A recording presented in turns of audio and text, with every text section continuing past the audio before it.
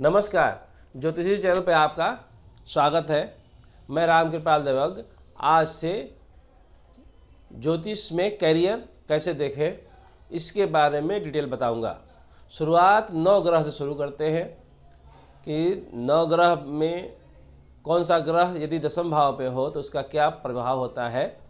जैसे सूर्य यदि दशम भाव में हो तो जातक का कैरियर गवर्नमेंट सर्वेंट के रूप में होता है, सरकारी ठेकेदार के रूप में होता है।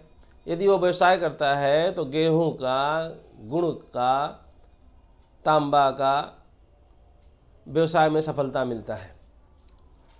वही चंद्रमा यदि दशम भाव पे होता है तो आप जातक का कैरियर खेती गृहस्थी से,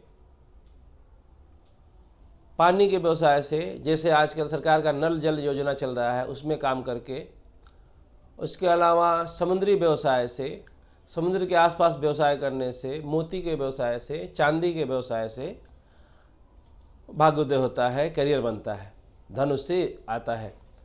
यदि मंगल जो है यदि दशम भाव में हो तो जातक पुलिस सेवा में, रक्षा सेवा में, खुफिया विभाग में और इससे संबंधित जितने विभाग है जिसमें पराक्रम की जरूरत है तो होता है, उस विभाग में जातक नौकरी कर सकता है।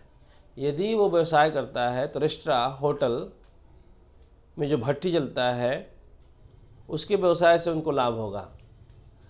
यदि जो है सोना का व्यवसाय किया जाए, ज़मीन के अंदर खादान होता है उससे संबंधित व्यवसाय किया जाए तो मंगल के दशा में या मंगल दशम भाव में होने से लाभ होता है। जातक का रुझान उस दिशा में होता है। बुध जो है वो कम्युनिकेशन का है ग्रह, बुध व्यवसाय का कारक है। जितना दुनिया में रिटेल व्यवसाय है, जिसमें खुदरा व्यवसाय है, वो व्यवसाय बुध कराता है। यदि गवर्नमेंट जॉब में जातक काम करता है तो कम्युनिकेशन विभाग में, जैसे संचार विभाग हुआ, जिसे खुफिया विभाग हुआ, जिसमें कम्युनिकेशन का ज़रूरत हो, उसमें जातक को लाभ होता है, रुचि होती है उसमें और उस दिशा में जाकर अपना कार्य करता है। बृहस्पति जो होता है वो धन का कारक है। बृहस्पति जातक को प्रीचिंग यानी प्रवचन देने का कार्य, अध्यापन,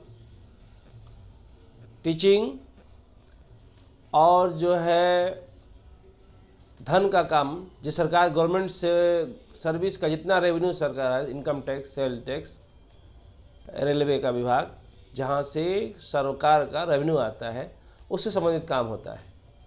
यदि बुध का संबंध बृहस्पति के साथ होता है तो जातक MBA करता है, CA करता है और उस विभाग में धन लाभ करता है।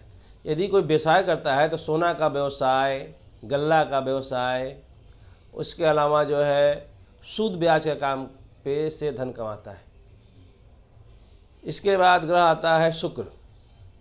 यदि दशम भाव में शुक्र का प्रभाव हो तो जातक जो है दुनिया का जितने सुख का साधन होता है, ऐश्वर्य का साधन, उसके संबंधित कार्य से लाभ होता है। जैसे कॉस्मेटिक का कार्य, जैसे गारमेंट का कार्य, जैसे वाहन गाड़ी का कार्य, जैसे मोपेड वगैरह का कार्य, ये जितने कार्य हैं उससे संबंधित कार्य से लाभ होता है। फिल्म इंडस्ट्री का कार्य, फैशन डिजाइनिंग का कार्य, ये सब कार्य जो है शुक्र के प्रभाव से जातक उस दिशा में जाता है।